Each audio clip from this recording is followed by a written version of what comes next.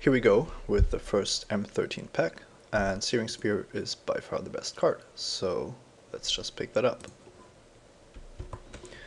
Next up we have a Trading Post, which I thought was pretty good, but it's actually kind of hard to utilize. Flinthoof Boar, definitely a great card if we want to go into green. But there's also Mock Flunkies, which I believe to be one of the best common creatures in the format, and it allows for very good red decks. Alternatively, there's also Archaeomancer and Fairy Invaders if we want to go into control, but I think that blue is actually kind of weak in this format. I want to avoid it if possible, so I don't think Trading Post is that great. It's either Boar or Flunkies. It feels like Boar has larger upside, and if we end up in red-green, which I wouldn't mind, so I'm going with the power level here. And there's a Spider, but also Flames of the Firebrand. This card is just insanely good. I've rarely seen somebody recover from this effect. It's also Reckless Brood and Bladetusk Boar, but we have to take Flames here, especially after our first big Searing Spear. And I think we follow this up with Turn to Slag. No need to get creative here. Dragon Ashling is fine, but Turn to Slag is just so much better. And this is the first pack that doesn't offer that much. It's possible that we are just splashing the boar, even though it's not that great if we do. Now, all of the red spells are okay, but not great. I don't really like to main deck Volcanic Strength or Mark of Mutiny. Wild Guess is okay, and it also doesn't depend on some kind of creature interaction. We don't have many creatures yet, so I don't want to pick up an aura. I think that you can always get wild guesses later though, so I think the best pick for us is probably a creature, which might make the deck in the end. Now, I kind of want to pass the blue, so I'm looking at Guardians here just as the strongest, or the card I'm most scared of out of this pack. And blue continues to flow. There's a 6th pick Fog Bank. It seems to me that people are avoiding blue, and I also don't really want to move in on it. So I'm going to just pass these. I think here I could take Aven Squire or Bladetusk Boar, the only real options. Squire because I have the Guardians, and Boar just because I want to make sure that I'm the one drafting red and getting the good cards in the second pack. The fact that I have the Flinthoof Boar means that I also could just go into red-green. I only passed the Spiders, so Aven Squire is better than the Boar, but I'm going to try to make sure that red is where I end up in. And that would mean picking Wall of Fire instead of Angelic Benediction, but we could also go with the Titanic Growth or Plummet here.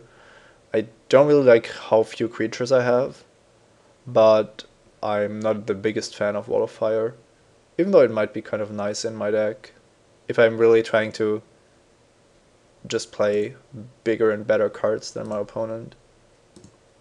So now I hopefully reap the rewards of drafting red so heavily in pack 1, and we are seeing some cards that aren't really exciting, and Goblin Arsonist Wield. It's always a good sign. And the Boar as well. Okay, it looks like we are in the right colors, and probably not playing the Guardians, not main decking most of these, but we are open for anything that comes our way. I didn't expect that to happen, and I feel like Volcanic Strength is a bit better than Wild Guess, also because I don't want people play it against me. Pack 2 we have Yeva, Crimson Muckwader, Rancor, Prey Upon, and another Searing Spear. Now, if we were guaranteed to be green, Rancor would be an option, but I think Searing Spear is still the better card, and it's in our main color, so it kind of sucks to pass Rancor, Prey Upon, and Yeva, but I think it's stronger to pick the card that we know is going to be great in our deck. And we are going to send a green signal to the right anyway, but we definitely don't send a red signal into either direction. Now there's Predatory Rampage, which is an okay card. It's not that great with our Intimidate guys, for example.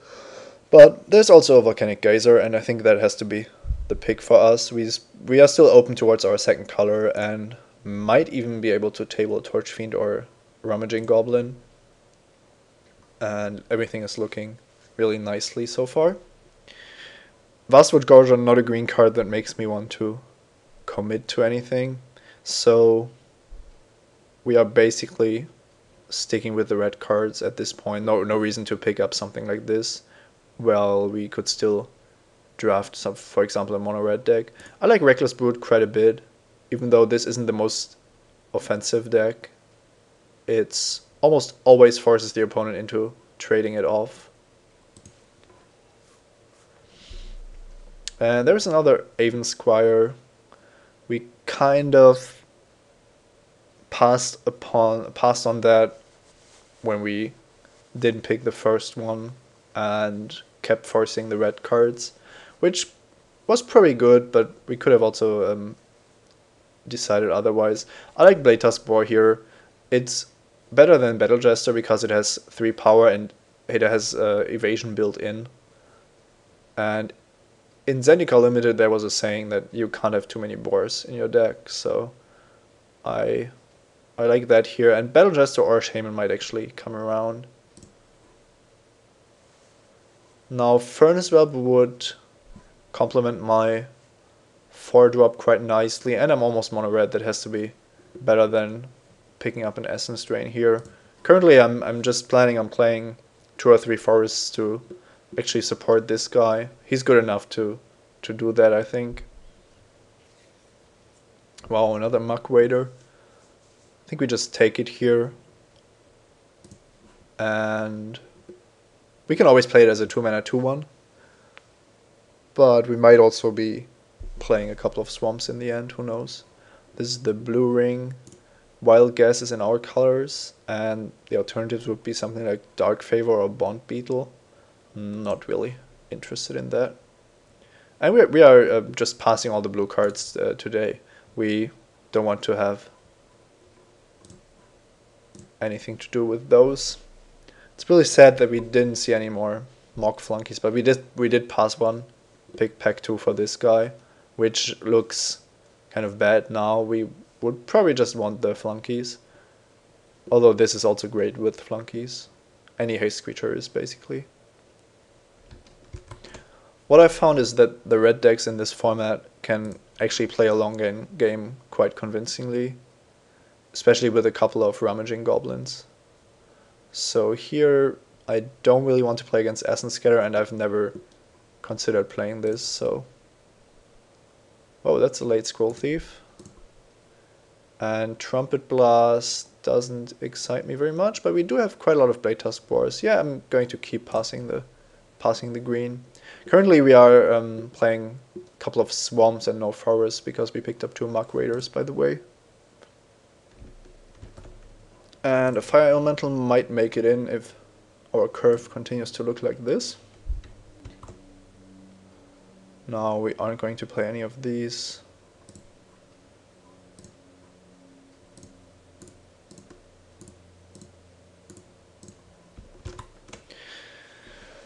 Looks like pack 3 is really unfortunate. We can't utilize any of these cards except for Kindled Fury and a second Wall of Fire.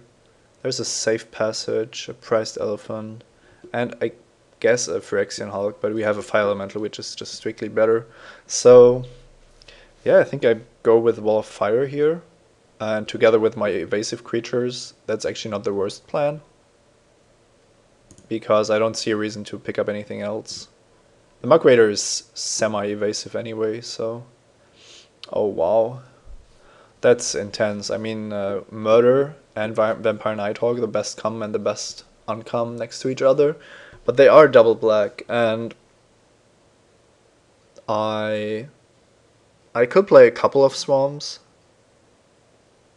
but it seems kind of tough to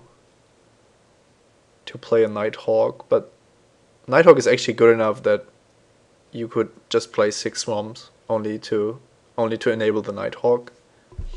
It makes some cards like Wild Gas, Furnace Whelp much worse, but I think it's actually worth it, as crazy as it sounds, and I don't really want to play against it, so that's another reason. Now, that's some uncomes here, Sarah Angel and Acidic Slime, but there's a Mock Flunky still in the pack, and that has to be the choice for us. Now, a 4th Blade Tuskboar is probably not what we need. We could look at this Knight of Infamy now that we've decided to play quite a lot of Swarms, or at least a fair amount of Swarms. Alternatively, we could also just decide not to play the Furnace Whelp because we aren't going to have an insane amount of mountains. So just picking up more boars is certainly an option as well. Now, from a curve consideration, I actually like the Knight better here. The protection from white is actually quite relevant also. Now, Evolving Wild still not something I like in a 2-colored deck. It should certainly be possible to play the basic lands in a way that we can support everything. I do like Krenko's Command a bit. It's not great, but it's okay. And I don't really want to draw the Evolving Wilds. Doesn't seem great.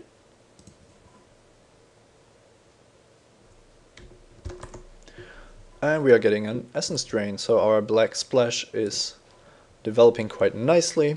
Currently looking at 11 mountains and 6 swamps. With only 3 black spells, but one of them is double black, and I count these 2 as double black as well. Now the second Furnace Whelp doesn't really fit into that quite well, but it's certainly the strongest card here. It's just better than Goblin Battle Jester, I believe. I would love to have another creature for 3 mana, because there's a Trumpet Blast and the Waltz of Fire aren't that insane, but don't think we can go with a card like this in this spot. So yeah, Furnace Whelp just on power level wins over the Battle Jester. And here the choice is probably Crippling Blight as another removal spell that also deals with some troublesome creatures. Although our deck doesn't really need it, I guess. I would love to play the Shade, but I don't see that happening in a 6 swamp deck. So it's either Kindled Fury or Hate Drafting Priced Elephant. Kindled Fury is acceptable in our deck, but not great.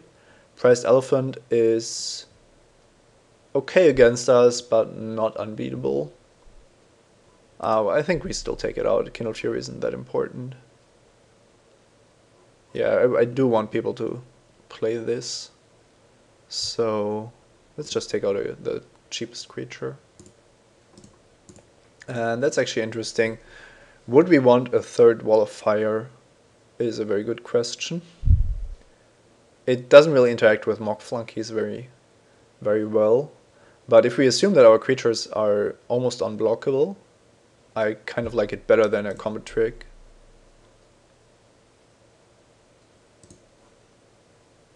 Wow, that's pretty late for both of these. Well, I think the Vampire is actually pretty bad, but yeah, I'm not going to play the Vampire. I'm also not going to play the Shade, but it's the better card. Okay, we already know the mana base, so we can start with that. Let's just add 11 mountains and 6 swamps. Now, I'm usually not doing this, but we have a pretty good idea of what kind of cards are going to be in our deck. So these 3 make it in, and the Crippling Blight might. Now, let's add the best of our red cards and then see what we have.